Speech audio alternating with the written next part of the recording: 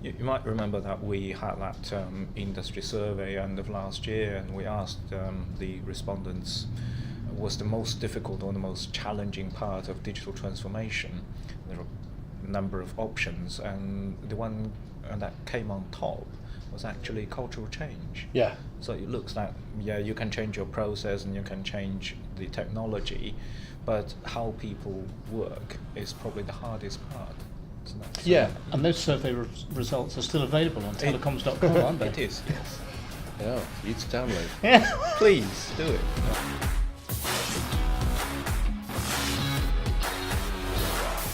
Hello and welcome to another Telecoms.com podcast, once more done on the fly from our little breakout area in our new building, because we haven't got any studio yet, but we might check out meeting rooms in a bit. Me and Ray have been out of town in Nice, which wasn't, half the time the weather wasn't much nicer than this actually. I feel a bit ripped off. And the reason we were in Nice, actually I've done all my, I've gotten done all my other stuff, have I? If you're watching it on Facebook and YouTube and the site, I'm out of practice. Then you can also listen to it on SoundCloud or iTunes or countless other aggregators. And I'm joined by Ray and I'm joined by Wei.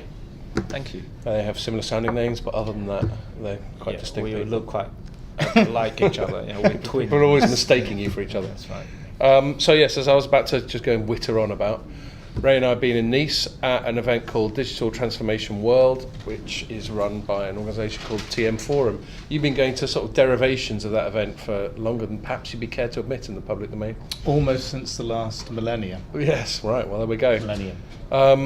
I will start off just by giving my sort of top line impressions of the show and then get you to agree or rebut as you see fit. I'll rebut. Yes, I'm sure you will. I expect you to.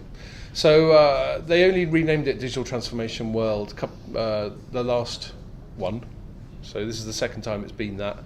And I think that was in response. It's traditionally to do with, I suppose, some of the bits of software that make telecoms run, like BSS, Used to be OSS. called the Telemanagement Forum. Yeah. There we go. That's the And TMF, telemanagement is like a precursor to what, BSS, OSS type of stuff? Yeah. Right, okay. So basically software that makes telecoms work. Yeah. And I guess it's been such a predominant theme of how telecoms work and how they need to change the way they work that they've decided that digital transformation, which is the broad buzzword that we use to describe that, should be the overarching theme of the event. Now, for me, what I find most interesting in digital transformation, like you, Ray, you've forgotten more than I'll ever know about the plumbing of telecoms. I don't claim to be an expert on that or even necessarily aspire to be one. But I find the cultural side of digital transformation interesting. You've got these telecoms companies almost by definition are huge because the barriers to entry are so high. They're also, to some extent, operate like utilities because they're just offering a very commoditized, undifferentiated service in principle, which is connectivity. And so for them to change the way they're doing, I think, is a massive cultural challenge, and this gets covered a fair bit. And the cliche is that they've got to change themselves from operating like these big, stodgy, sort of super tanky utilities into something more akin to a sort of Silicon Valley startup, where they can fail fast and they can innovate quicker and all that sort of thing. Are you just going to say something? I would say to maybe adopt some of the practices of a startup, but to behave more like the other super tankers, which are the big web scale companies like Amazon. Yeah, I see. Which also adopt these kind of iterative development processes, agile, DevOps, etc., etc. You might remember that we had that industry survey end of last year, and we asked the respondents was the most difficult or the most challenging part of digital transformation. There are a number of options, and the one that came on top was actually cultural change. Yeah. So it looks like, you can change your process and you can change the technology, but how people work is probably the hardest part. So And those survey results are still available on Telecoms.com, aren't they? It is, yes. They are, for you to download. Please do it. Have we got something else coming up in that area, or have I just gone mad? No, we just recently, Right. we just done another survey that's around 5G. Oh, But okay. we also asked people about the telecoms professionals, how they see the transformation. They're Right. actually quite consistent. People see the internal change being the hardest part. Okay, well, so seeing Yeah. as you in your capacity as intelligence content manager have looked into this deeply, But we can relax now. yeah, we can over to you, Wei. Well volunteered. Are there any? Can you remember any sort of specific aspects of culture? Any sort of more details about why there's this cultural inertia? Yeah. Well, to start with, is just these companies, just as you said, they came from practically a utilities background. And state-owned, A most state, of them. exactly, especially in Europe and part of Asia. So the telcos were the big sort of telecom operators in the past that owned by the states. So that corporate inertia is always there. People may be different. Generations of new employees have come in, but it's just a way of doing things and the processes, and they are still there. Yeah. So that's probably the corporate culture part. That's the difficult. Yeah. That's the most difficult. Legacy mindset and process Yeah. is still in place, but the cash cow that used to come from voice has Yeah, disappeared. that's disappearing. So- Yeah. They just Well, haven't that's kept as- in track. No, as you say, that's an absolutely crucial part of any business transformation. When I was chatting to people at the event, I thought of Microsoft, which is an absolutely massive company, but in the past decade has very successfully transformed itself from being a sort of box software. Pivoted. They pivot. Oh yes. In fact, when I was chatting to a guy from Accenture, and apparently their CEO has just written a book called "Pivoting to the Future," and I remarked at the time that sounds like the sort of book the Accenture CEO would write. Swivel on my strategy, you should have called it. Swivel on this. Anyway, don't get me started, Ray. You know I'll get myself into trouble. So yes, all this. So they've successfully pivoted, and now they are much more sort of cloud-based and all that sort of thing. Whereas they made all their money back in the 80s from selling box software or from pre-installing Windows on desktop PCs and all that sort of thing. So there's a good example of it. But as you say, when the cash cow dries up, and the funny thing is, actually, this is another interesting one. The direct relevance to you as someone who used to work at Nokia, and we've chatted about this. I remember writing about Nokia when it was quite clear that the cash cow from handsets was drying up with the advent. This is about 10 or so years ago, with the advent of the iPhone and of Android. That Nokia had a sort of massive dominance in that area, and then it suddenly they had to transition, or they could, of course, have innovated in such a way that they remained a market leader, but that's obviously not what happened. And so I think that led to, I'm not looking for you to throw any former colleagues under the bus here, but I think that led to a fairly major sort of cultural crisis within Nokia. Yes, I think this again is the corporate inertia thing that's difficult to go. It's not that people didn't want to change. It's just they've been doing things like that for so many years, and it's just difficult. And especially if the change is happening very fast, and you still have the old people who were running things in the old way, and you certainly need to meet the challenges of a new market.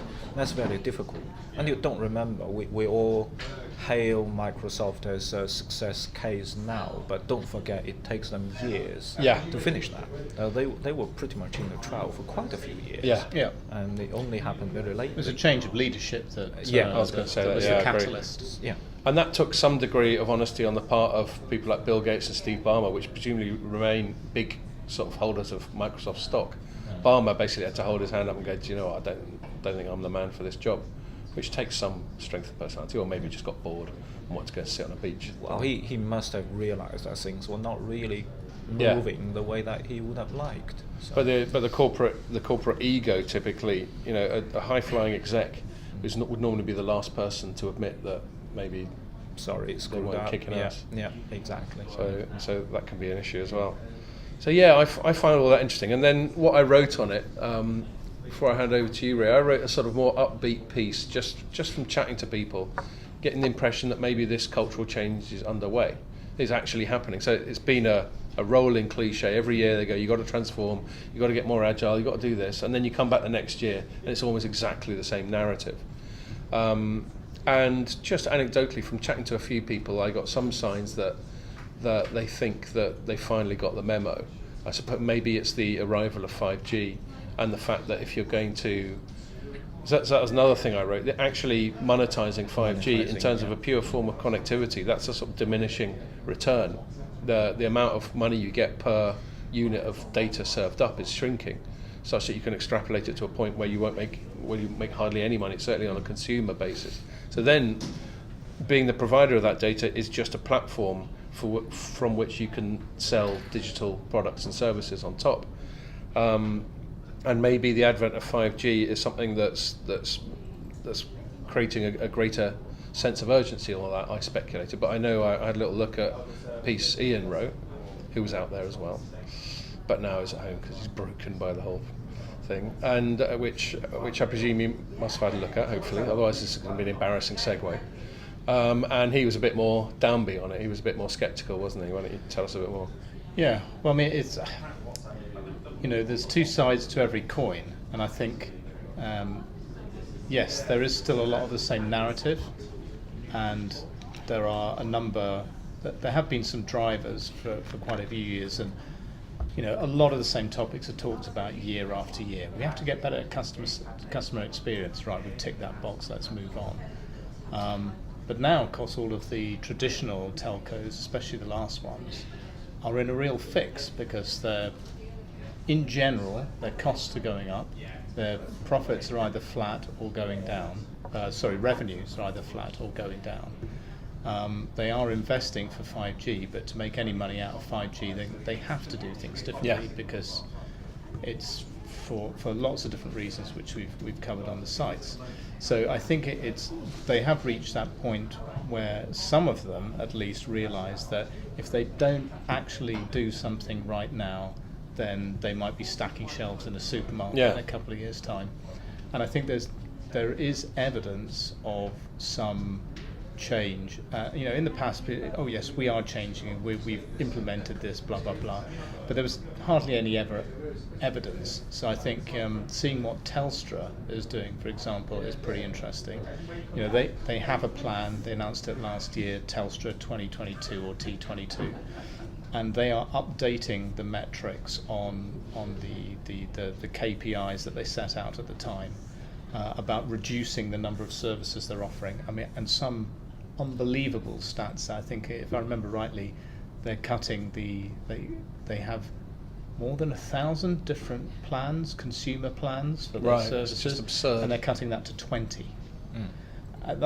That's really dramatic, and they've said they're going to do it, and they're tracking it. So they really have to do it, or they'll get sacked and go out of business, or both. So I think we're getting to the point now where not only is there talk about it, but companies are starting to actually say, and here's the plan, here are the metrics, and we are going to track this and do this by eating our own dog food. We're not only going to talk about continuous development and agile and so forth, we're going to adopt that in the way we do this process and cultural transformation. But of course that also, and it's almost the elephant in the room, is that all of this involves job cuts as well. Yeah. That's a big part of it, but Telstra, said right up front it was going to be thousands of job cuts. I think they said 8. Now they're saying roughly about 10. They have to hire a few more people. Yeah, some a new net people. of about 8.5. Wasn't it? Yeah. So that's an example of where that has started. But without 5G, and every country is different because you have different regulations, a different number of rivals, etc. But in every country, 5G is a thing. In every country, the impact of the Amazons, Googles, Netflixes, Microsofts, Alibabas, etc., those are all having an impact on these companies, and they know that they do need to do things differently, and they need to organise their technology platforms in a different way, which is why they're talking now about platforms instead of networks. Yeah. Developing what is a network and their IT systems all integrated so that they can be very quick to launch a new service, even if that service is developed by a third party. Yeah. So that's all very well, that's all very great, but I do notice that there's still one of the failures of the telecom sector over the decades is that they feel the need to do everything themselves or do the main things themselves. And my question, which I'm going to be posing on light reading, is if you're going to have a platform that you're going to build your business on in the future, do you need to build it yourself? Yeah. Because that's what they're trying to do now, and it's going to take years. They don't know quite how to do it. It's a big learning curve. Meanwhile, the platforms, a lot of the stuff is already out there. You can do an awful lot on AWS, and I think some of the operators, just last point, before I run out of breath and you run out of patience, so some of the operators are starting to see this. Verizon, for example, in the US, launched an entirely new business, a new mobile business with a new name, different team, get it out away from the inertia and the legacy processes of the main company, and they did it all. Running cloud-based billing and management systems. They've got a cloud-based mobile core to manage the subscribers, and all they're doing is utilizing the physical access infrastructure, and that's turning out to be a very neat and very interesting. It's not a project because it is a business, but showing that you can do something different by using other platforms as the technology underbelly. And Orange is doing the same in Spain with enterprise services. So there's little examples here and there, but they need to get a bloody move on. Yeah, I mean, big companies can become very territorial. I mean, I remember everybody's protecting their own jobs as well. Remember that? Yeah, I mean, in the olden days, in the early noughties, I think, the Nokia boss called out categorically to the internal teams that we have a very strong "not invented here" syndrome. Yeah. So it's just it's not what came out of our own labs, then we're not taking it, and that's a very big problem. Probably in most of the big companies, the companies have been there for long enough. And you get this collective corporate ego. It's Exactly. like we're the best. Why would we use anyone else when we're us? Yeah. That can be a thing. I remember that, getting back to Nokia again, chatting to them about Symbian back when sort of iOS and Android were coming out. Yeah. And they were like, there's nothing wrong with Symbian. And I remember I even reviewed a Symbian phone, and there was nothing wrong with it until you then reviewed an iPhone or an Android phone, and then it was but there was an inertia within them. The problem was called out way before that. Yeah. And that gave us a revival in the early noughties, but then the rest is history. It's just interesting to me, Ray, when you said that the number of offers that Telstra was giving to the market, and that was insane. And it just reminded me of a I research. hope I've quoted the right number. I'm pretty sure though. But anyway, Is that your phone buzzing?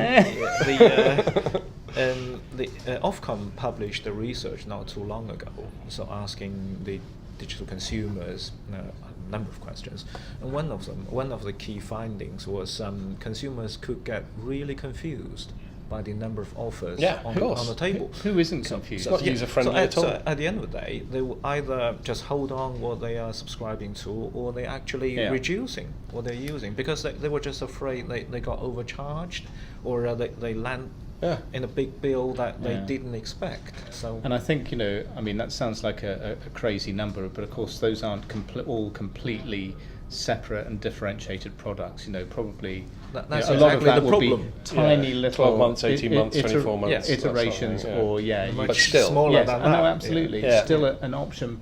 Yeah. But importantly, for the service provider, they have to manage and track all of those options themselves. They're making themselves confused as well. Yeah. So it's definitely the right way to go. Make yourself more efficient, make yourself more customer friendly, and just make it easier for everybody. So that customer friendly thing, we actually haven't got around to writing it this week, perhaps partly because everyone's been flying around, but Ofcom just sort of followed through on some directive to sort of force phone companies to basically present the best possible customers. Yeah. I think 10 to 40 days before your contract before you go, and then let them out. know what the best deal is. Now, I mean, to me, this is back where they operate like utilities, and which is why sort of sites like compare the market and Uswitch and all that sort of stuff can exist, because the whole utilities business model, as I perceive it, has been to make the whole billing system, the tariff system, so opaque and confusing that you end up just going, oh, forget it, and then you just let it roll. And then, the other problem a lot of these companies have is that they've got offers just for new acquisitions. So they end up treating strangers better than their own customers because they're always trying to get new customers. Yeah. And so, and that's a classic thing. Back to the digital transformation thing and BSS. Presumably that there's been a capacity within BSS to improve the communication with subscribers about billing, as that's kind of the core of what it does. So that makes me think that it's not been a technological problem, but a cultural and a business decision to make this stuff more user unfriendly. And I agree with you, Ray. Maybe they got away with it before, but I don't think they can anymore. Yeah, I think it's always been a mix.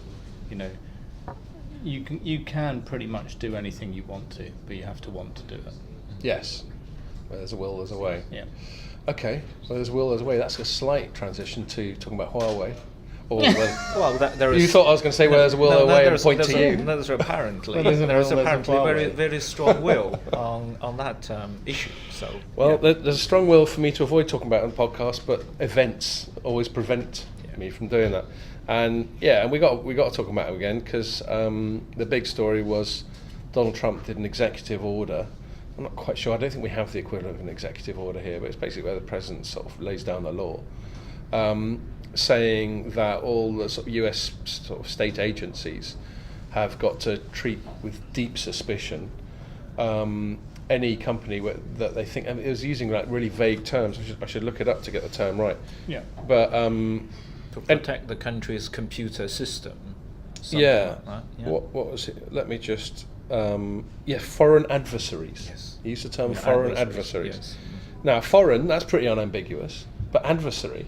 I mean, how do they define an adversary? Now, what was unstated in the executive order, they never said the word China and they never said the word Huawei, but I think it's pretty apparent to everyone that the foreign adversary was principally China, but perhaps with a bit of Russia thrown in for a laugh, and maybe North Korea, not that they export any technology. Yes. But that was a big deal. What it really did was sort of formalise the belligerent position they already have towards Huawei and towards China in general.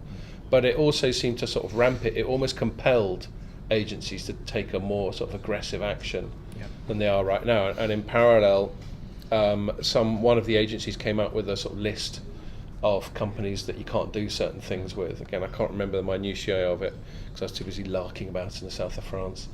But yes, so that's a sort of double-pronged thing where they basically put a big restriction on it. And then Jamie just wrote a piece today. It also includes an export restriction. So now there's much more restrictions on companies that Huawei can buy components and services and gear from. So it's starting to almost get towards what it was like with ZTE a year or so ago. Yeah.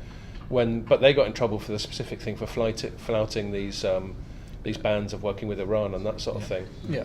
They seem to have found another way to impose almost a sort of similar set of restrictions. Because Huawei is under investigation for breaking the same agreements, embargoes, that ZTE did. But that investigation is obviously taking too long, or maybe isn't crystal clear. So this is another way of expediting the process, and it's being expedited at the same time as there's tension between the US and China. Yeah. So, and let's not forget.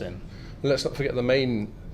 Well, it's not even as concrete as to say an allegation, but the main sort of area of allegation that the US has towards Huawei is that it's got links to the Chinese state, and thus spying, etc. So it's not even necessarily this embargo flouting stuff. That's not in the official indictments. No, quite. So it's all a little bit vague, but that's the underlying thing. Every time they try and sort of protest their innocence, as they've obviously done repeatedly ever since and have done again, the response, again, not explicitly stated, but the response is, but China's a bit dodgy, isn't it? It's basically been the sort of underlying Well, they response. are all spying on each other. Well, quite. There is that. If any country which is not spying on others, then that country is not doing a good job. So apparently. But it's just without sin cast just the whether first stone. Company A's technology can or might be used as part of that program. And that's... That I mean, to the applies best- all ways, doesn't it? To the best of my knowledge, there's no ban on Cisco routers in China, for example, which would be Yes. a sort of, but that would be the obvious reciprocal thing to do in a like-for-like sort of way. Yeah. Well, I found another angle that you took quite interesting, so you probably want to share with the big audience, is how the sort of ban or quasi-ban on Huawei will have the impact on the American companies. Oh, Yeah, that was Jamie's piece. Yeah. Yeah. I'll take the credit for it, 100%. but it was Jamie. 100%. Yeah. You know, if this is imposed and it goes into effect, it's absolutely undoubted that US jobs will be impacted as a result. Some stock prices are already down by more than 10% in one day, and that's going to impact the operations and finances of those kind of companies. The one I'm thinking there particularly is Lumentum, which is a supplier of optical components to Huawei. You know, Qualcomm and Broadcom. Obviously, Broadcom is technically not a US company, but all of these companies are going to be impacted. Yeah, and that there you've got the. And I think the follow-on from that then is that, you know, if companies like Huawei or the next Huawei, because there will be one, if they can't get their components from the US, they'll get them from somewhere else. Yeah, eventually. So this is going to likely be the catalyst for a much stronger development and market growth of components production. Yeah. Probably in China, but elsewhere in Asia, that could ultimately put some of those US companies, which have up to now have been really strong, could put them under immense competitive threat. And can you imagine the amount of money the Chinese state is chucking at internal champions to achieve exactly Absolutely. that? Here's an interest-free loan of 30 billion. Get on with it. Yeah. No, I can completely see that. And So no matter politically how you think, this is a dumbass move. it's also the broader question it raises is trade wars in the era of globalization. So back when we had them we could have sort of mercantilist trade wars a few hundred years ago, where the lines of import and export were quite clearly defined. You could do that, and it would be a sort of gunboat diplomacy, and sooner or later the standoff would end, and we'd all move on. But now that everything sounded like you said gumbo diplomacy. I was like, oh, what's that? I probably did. Yeah. I'm quite tired. Yeah. But now that everything's just infinitesimally interconnected, that was a challenging one. I asked a lot for myself there.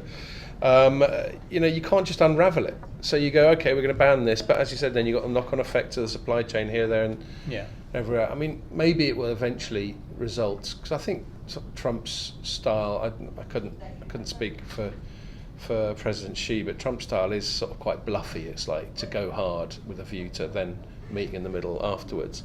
But I don't know, maybe you know a bit more about President Xi, about what his diplomatic approach is. Can't say I'm following the policy quite closely, but yeah, I mean it looks to me as much as sort of the conflict of national interest as much as the conflict of personalities. So it's hard to see that at least in short term the two can meet in the midpoint. So.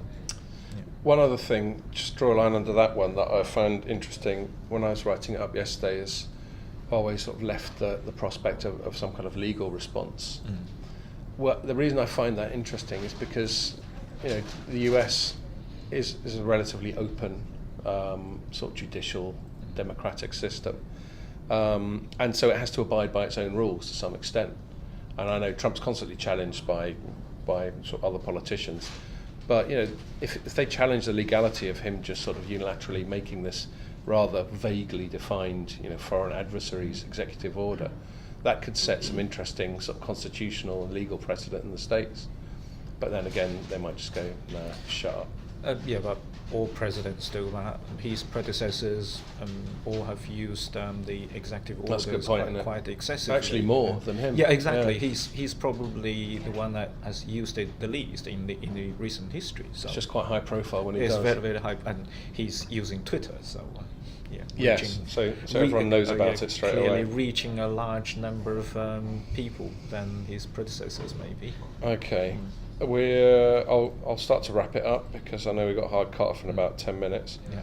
Other stuff that's been going on, just really quickly, Vodafone was interesting. Their share price is down about 10% over the course of the week. Something like that, yeah. Because they announced a big loss, which was, I think, largely on write-downs to do with its Indian merger with Idea. Yeah, they sold their India they sold their New Zealand business. Right? Yeah, so and that was because of a blocked M&A. Yeah. So they were going to, I forgot, something like that. They were going to merge with some fixed line provider, and they decided that was harmful to competition. That share price impact was probably due to the lower dividend. Exactly, wasn't it? yeah. So that's the direct reason. So yeah, they've got a few little challenges going on there.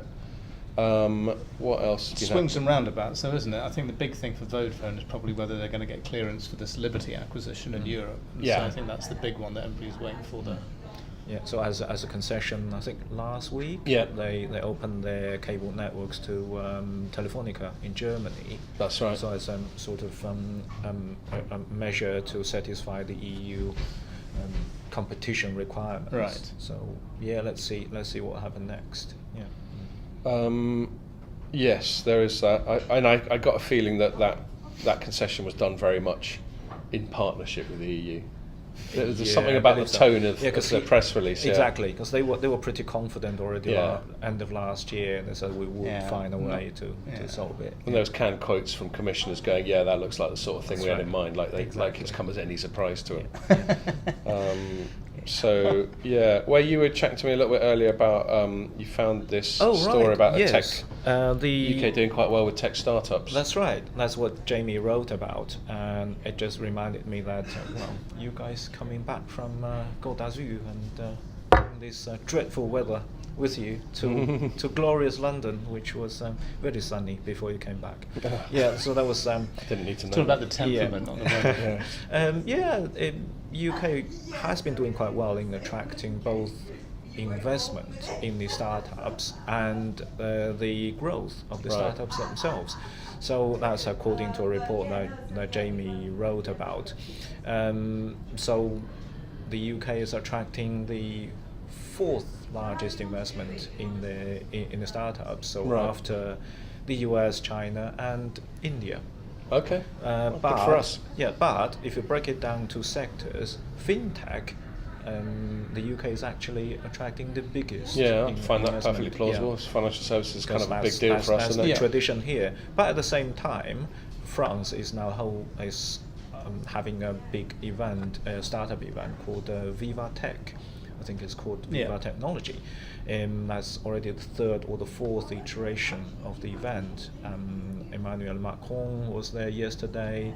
Jack Ma was there yesterday. I think Mark Zuckerberg is there as well. Oh, really? Wow. Yeah, so it's becoming very big. Yeah. But if you look at the number of sort of fast-growing startups and the investment that France has attracted, is being dwarfed by the UK, although Macron, since the day he came to power, he was trying to attract the startups and business from the UK following Brexit referendum. I was going to say that any sort of positive economic news in the UK has to be reported with the caveat in spite of Brexit. In spite or because of, no, it's always in spite it's of. Always in, Macron has been almost campaigning, saying, look, if you come to Paris, you have a stable future, you know what's going to happen, and there's breaks, So he's been using that as a way to try and attract,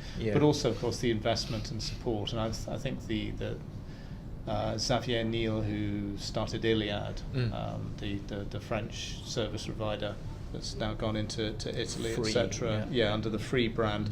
He also runs a big facility for tech startups in Paris, and is being a champion of that as well. So there's a lot of momentum behind it. At the moment, London, I think, is good for quite a while, especially in fintech, because once you get a body of people who are experts, it's hard. That's just self-fulfilling. It attracts more and more. And if and when Brexit happens, if those people stay, then things shouldn't change too much. But of course, if they decide that it's not for them, then that would be the change.